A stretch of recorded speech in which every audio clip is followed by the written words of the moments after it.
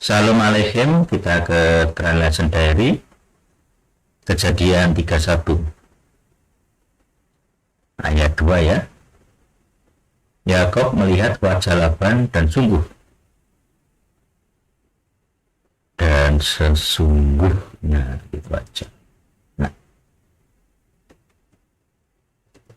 dia tidak lagi seperti hari-hari yang lalu terhadapnya. Lalu Adonai bersabda kepada Yakob, pulanglah kembali ke negeri leluhurmu dan kepada kaum keluargamu, dan aku akan menyertai engkau. Setelah itu Yakob menyuruh dan memanggil Rahel serta Lea untuk ke padang ke tempat kawanan dombanya, dan dia berkata kepada mereka, aku memerhatikan wajah bapakmu, bahwa dia tidak lagi seperti hari-hari yang lalu terhadapku, tapi Tuhan Bapakku menyertai aku.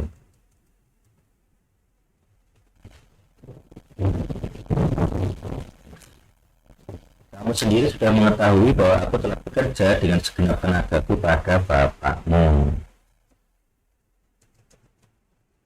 Namun bapakmu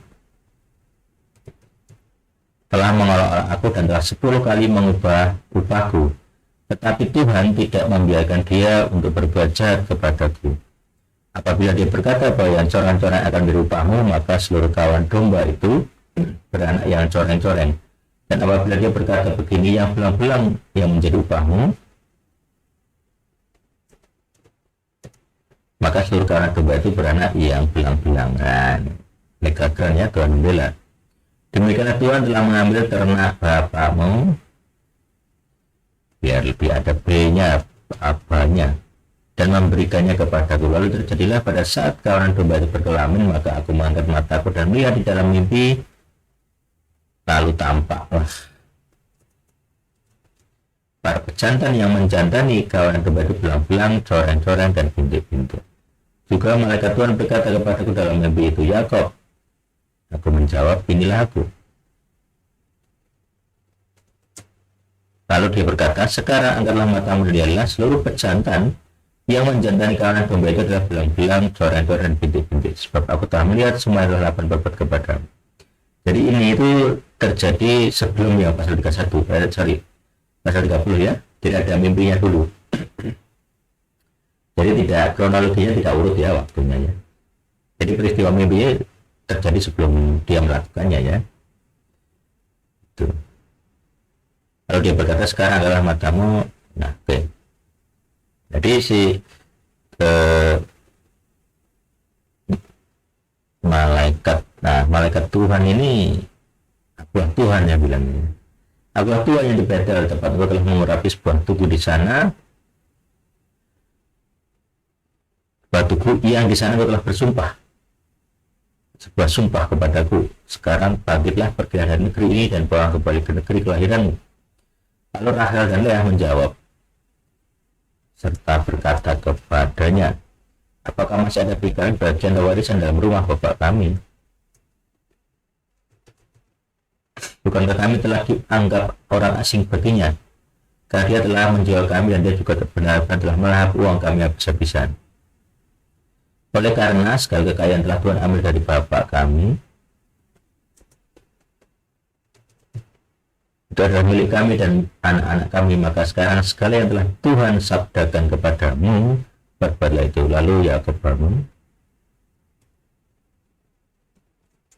Jadi istrinya setuju ya.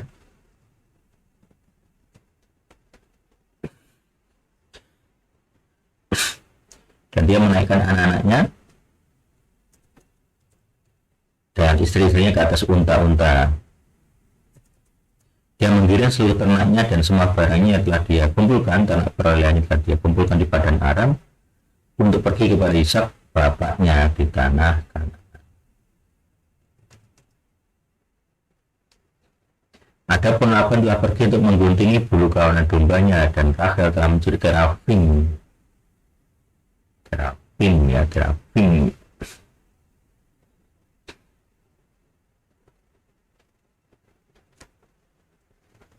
kepunyaan ayahnya.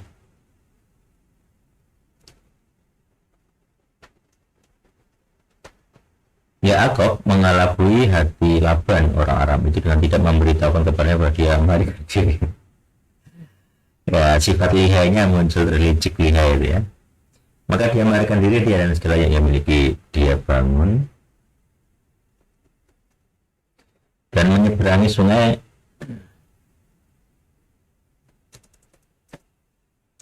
lalu menyeberangi sungai dan mengarah pandangannya ke arah pegunungan Gilead.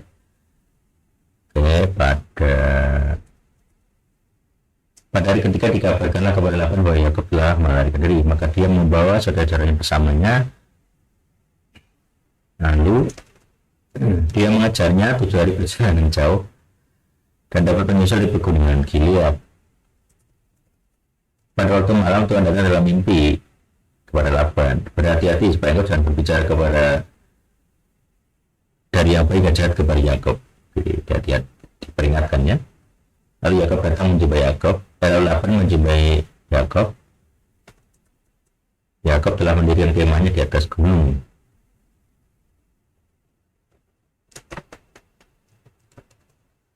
Demikian pula ya Laban dan saudaranya telah mendirikan di atas pegunungan Gilead. Di 7 hari terus ketemu. Laban berkata kepada Yakob, apakah yang telah kau perbuat sehingga kamu mengelabui hatiku dan membawa anak-anak perempuanku bagaikan yang ditahan oleh pedang? Mengapa engkau lari diam-diam dan mengelabui aku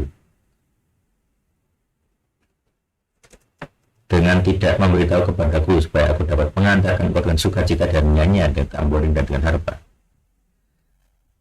Kalau sudah terjadi mulutnya manis ya, akhirnya belum tentu. Engkau tidak memberikan kesempatan padaku untuk mencium anak lelakiku dan anak perempuanku. Sekarang dengan demikian engkau telah melakukan kebenaran. Sebenarnya ada kuasa di tanganku untuk berbuat keras kepadamu, tetapi Tuhan Bapa, dia egonya tinggi ya, telah bersabda kepadaku tadi malam, berhati-hati supaya kau jangan berbicara Yakob dari baik dan jahat. Sekarang kau telah benar-benar pergi karena benar-benar merindukan rumah Bapa. Tetapi mengapa mencuri dewa-dewaku? Lalu Yakob menjawab berbuat keberlapan. Sebab aku takut jangan-jangan kau memisahkan dengan paksa. Pada siapa saja kau menemui dewa-dewamu, janganlah dia hidup lagi di hadapan saudara kita. Perisalah olehmu apakah ada denganku, lalu ambillah bagimu. Jadi Rahel ini agak-agak penyembah berhala ya,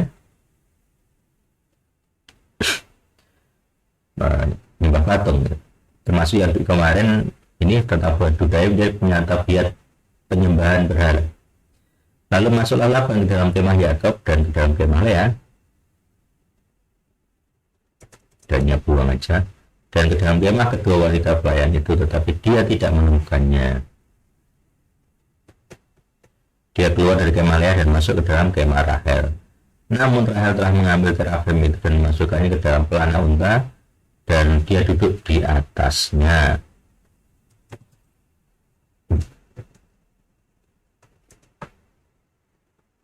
Jadi diduduki ya.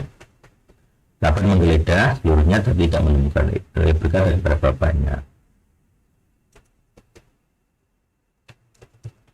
biarlah tidak ada kemarahan di mata Tuanku, bahwa aku tidak dapat bangun berdiri di hadapanmu karena yang biasa pada wanita daripadaku. Jadi alasannya Rahel itu kena haid ya kira-kira, jadi tidak bisa berdiri. Lalu Yakob marah, wanita membawa masalahnya Rahel, dicintai tapi membawa masalah.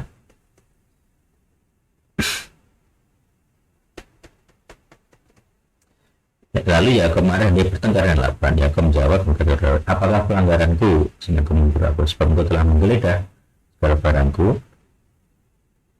Nah, diminta dia terbuka ya, dia curhat sekarang. Selama 20 tahun ini aku bersama-sama dengan engkau, domba-domba betina, dan kamu betinamu tidak pernah keguguran, dari yang jantan tidak pernah dimakan. Dan diterkam oleh binatang buas, aku tidak pernah membawanya kepadamu, aku sendiri yang menggantinya. Engkau selalu menentunya dari tanganku, aku telah diperdaya waktu siang dan aku telah diperdaya waktu malam. Aku ini pada siang hari panas, memakanku sampai kering pada malam hari kedinginan, dan tidurku pergi menjauh dari mataku. Inilah milikku selama 20 tahun berada di rumahmu. Jadi 14 tahun, terus 6 tahun kemudian ya dia pergi. Aku telah kerja pada 14 tahun demi kedua anak perempuanmu, dan 6 tahun demi kawanan dombamu, dan kau telah 10 kali mengubah-ubahku. Seandainya Tuhan Bapakku. Di sini Yakub baru mau mengaku ya ini berhasil ya dia. Dan yang ditakuti oleh Ishak tidak menyertai aku, tentulah engkau sekarang membiarkan aku pergi dengan tangan kosong. Nah, jadi Tuhan harus paksa ya. Tuhan telah memperhatikan kesengsaraanku dan jerih payah tanganku, serta dia telah menjatuhkan putusan tadi malam. Di Laban ini kalah legal karena dia bersalah. Laban menjawab dan berkata kepada Yakub, anak-anak perempuan adalah anakku, anak lelaki adalah anakku. Karena domba adalah kawanan dombaku, bahkan semua yang kau lihat itu adalah milikku. Apakah yang harus aku berbuat pada hari terhadap anak perempuanku atau terhadap anak lelaki mereka yang telah mereka lahirkan? Karena itu sekarang marilah kita mengadakan perjanjian antara aku dan engkau agar hal itu menjadi kesaksian antara aku dan engkau. Yakub mengambil buah batu dan dia mendirikannya sebagai tugu. Yakub berkata kepada sanak saudara, kumpulkan batu-batu itu. Jadi mungkin para pembanting juga ya, lalu membuat timbunan, lalu makanlah mereka makan di sana di dekat timbunan. Jadi perjanjiannya jangan makan ya.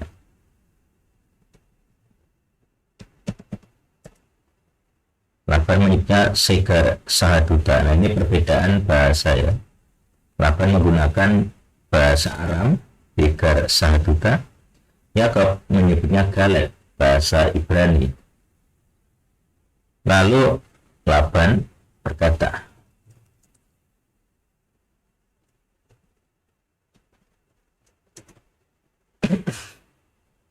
pada hari ini timbunan batu ini jadi saksi antara aku dan engkau. Itulah sebabnya dia menyebut namanya Galid. Nah, jadi dicek saja kata Galid itu apa? Mungkin saksi ya. Dan atau Mispa. Karena jadi sebenarnya Galid atau Mispa. Karena dia berkata, biarlah adanya mengawasi engkau dan aku ketika saling tersembunyi seorang terhadap yang lain. Jika kau menyesatkan anak perempuanku ini akan mengambil istri lain. Keempat ya, walaupun tidak ada orang bersama-sama kita, ialah Tuhan adalah saksi antara aku dan engkau. Laban berkata kepada Yakub, lihatlah. Nah, jadi kenapa Yakub tidak ngambil istri lagi ya takut dengan perjanjian Laban gitu ya. Lihatlah timbunan batu ini dan lihatlah tugu yang telah kudirikan. Timbunan batu ini jadi saksi dan tugu ini jadi saksi bahwa aku tidak akan melewati timbunan batu ini hingga kepadamu, dan bahwa aku tidak akan melewati timbunan batu ini dan tugu ini untuk yang jahat terhadapku. Timbunan batu ini menjadi saksi dan tugu menjadi saksi bahwa aku tidak akan berkelit. Biar Tuhan Abraham dan Tuhan Nahor menjadi hakim di antara kita, yaitu Tuhan Bapa mereka. Lalu Yakub bersumpah demi yang ditakuti oleh Ishak ayahnya. Gelarnya yang ditakuti. Yakub mempersembahkan kurban di gunung itu.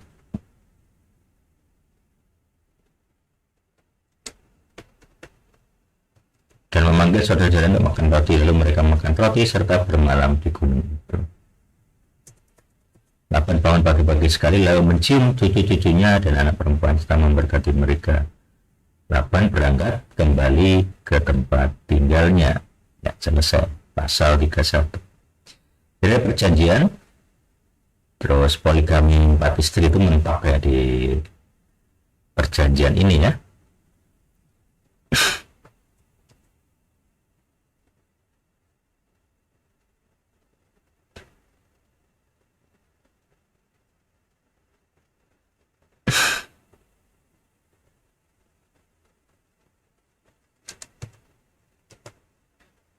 Jadi Yakub tidak berani lagi nambah istri karena sudah berjanji maksimal 4.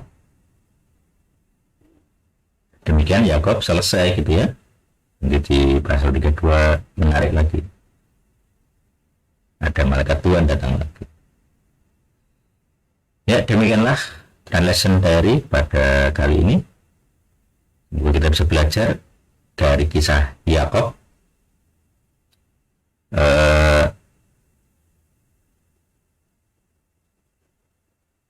Tuhan, apa istilahnya, Tuhan bisa bekerja melindungi apapun yang terjadi, dan dia adil dalam hukumnya, yaitu legal groundnya. Jadi Laban punya salah, ya dia diambil berkatnya. Yakub lebih benar, dia diberikan harta.